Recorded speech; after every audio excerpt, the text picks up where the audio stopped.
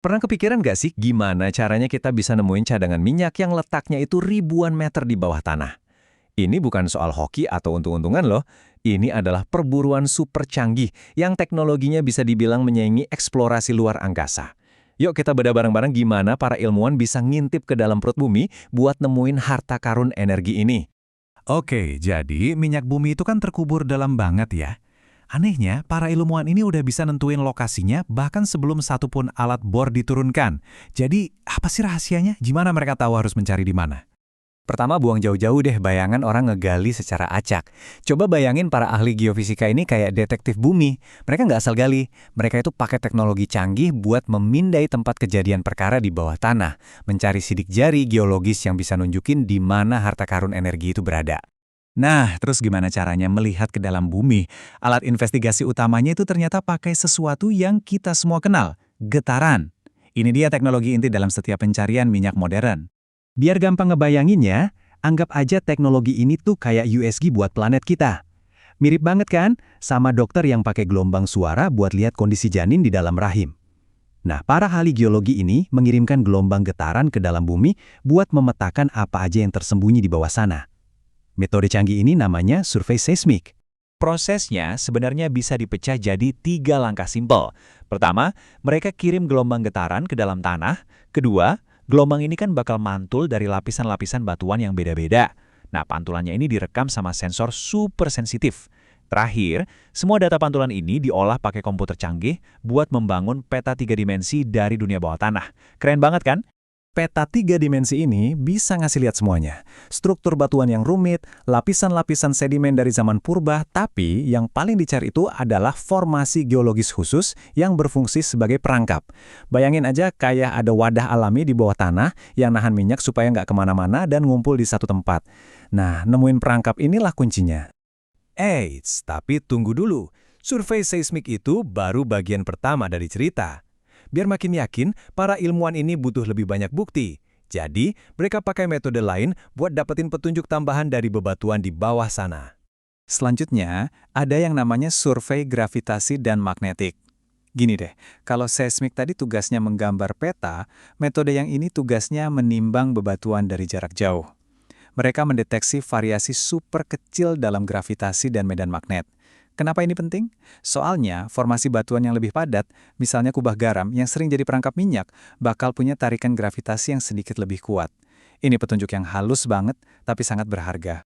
Intinya, perbedaan-perbedaan kecil dalam kepadatan batuan ini bisa jadi penunjuk adanya struktur geologi yang berpotensi menyimpan minyak. Ini tuh kayak ngebandingin keterangan dari beberapa saksi mata. Semakin banyak bukti yang cocok, semakin pede juga para ilmuwan ini. Setelah semua data terkumpul, dianalisis, dan petanya jadi, tibalah momen penentuan. Momen di mana semua teori diuji dengan kenyataan, dan jutaan, bahkan miliaran dolar dipertaruhkan. Ya, saatnya pengeboran. Jadi poin krusialnya di sini adalah pengeboran itu bukan langkah pertama, tapi justru langkah terakhir. Langkah ini cuma diambil setelah penelitian yang super-duper ekstensif. Tanpa semua teknologi tadi, ngebor minyak itu bakal kayak judi yang mahal dan gak efisien banget. Tapi, bahkan dengan semua teknologi canggih itu, pengeboran eksplorasi tetap aja sebuah pertaruhan raksasa. Ini adalah tahap yang paling mahal dan paling bikin deg-degan. Semua data bisa aja nunjukin, ya, di sini ada minyak, tapi cuma mata bor yang bisa ngasih jawaban pasti. Nggak ada jaminan 100% sampai minyaknya benar-benar keluar. Oke, kita sekarang udah tahu prosesnya kan? Pertanyaan berikutnya, siapa sih jagoan-jagoan yang ngembangin teknologi luar biasa ini? Yuk kita lihat pemain-pemain kunci di panggung global. Jadi ada beberapa negara yang jadi pionirnya. Amerika Serikat misalnya jago banget dengan teknologi seismik canggihnya, terutama buat di lepas pantai. Terus ada Norwegia, mereka itu ahlinya menaklukkan kondisi super ekstrim di Laut Utara. Sementara itu Inggris punya keahlian mendalam soal geologi perminyakan, dan raksasa daratan kayak Rusia dan Tiongkok juga terus berinovasi buat mengeksplorasi wilayah mereka yang super luas. Oke, kita udah ngomongin teknologinya, prosesnya, sama para pelopornya. Tapi, kenapa sih semua ini penting banget? Jawabannya ada di pertanyaan yang nilainya bisa miliaran dolar. Ini dia, fakta yang bakal bikin kita melongo. Biaya untuk seluruh proses pencarian ini, dari pemindaian pertama sampai pengeboran eksplorasi, itu bisa mencapai jutaan, bahkan miliaran dolar. Dan semua uang itu dipertaruhkan sebelum satu tetes pun minyak terbukti ada di sana. Gila kan?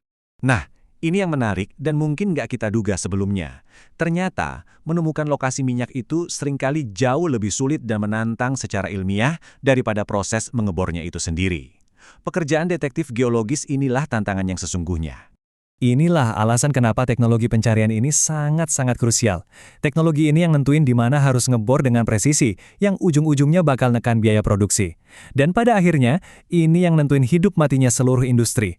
Tanpa geofisika modern, peta energi global bakal beda banget dari yang kita lihat sekarang. Jadi, kalau kita rangkum, penemuan minyak modern itu adalah kombinasi dari beberapa teknik. Survei seismik jelas megang peranan paling besar buat memetakan kondisi bawah tanah. Terus didukung oleh survei gravitasi dan magnetik sebagai bukti tambahan. Dan semuanya mencapai puncaknya di pengeboran eksplorasi sebagai tes terakhir. Pada akhirnya, minyak bumi itu nggak ditemukan secara kebetulan.